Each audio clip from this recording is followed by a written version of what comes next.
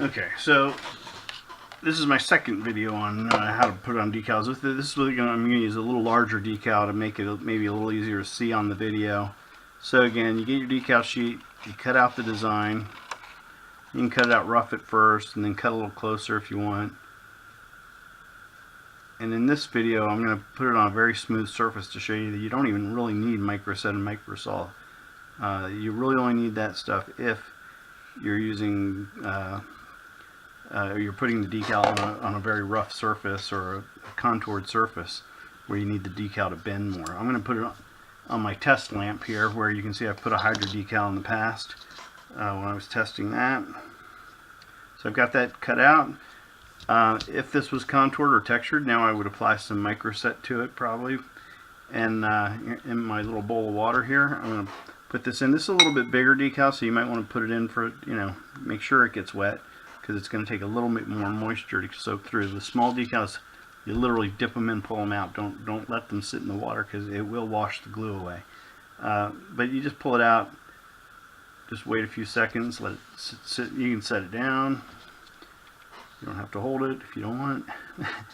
But after a few seconds, the water, the moisture is going to soak through the paper.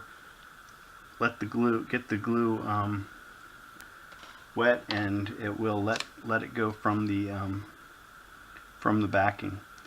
And so now I can take my paintbrush, and I can see air bubbles here, so I'm smoothing it out with my paintbrush, and I can keep smoothing it. And if I, like this case, I still see some tiny bubbles that I can keep pushing them like this.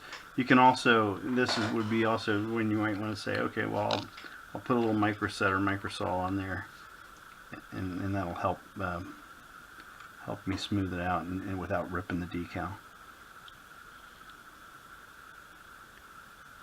Like I said, this is a very smooth surface, so it's not very challenging. But there are tiny bubbles under there.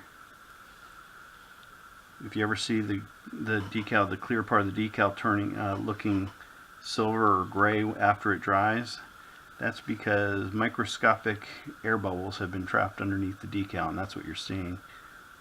That's why you want to try to use a microsaw or microset when you're on a textured surface or a non-glossy surface. Glossy surfaces, it doesn't really happen that much. You really don't have to worry about it. And this lamp is relatively glossy too, which is why it's pretty easy compared.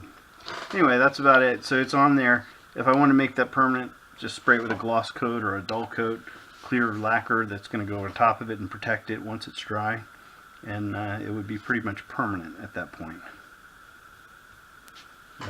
That's how you put decals on. It's really not too tough.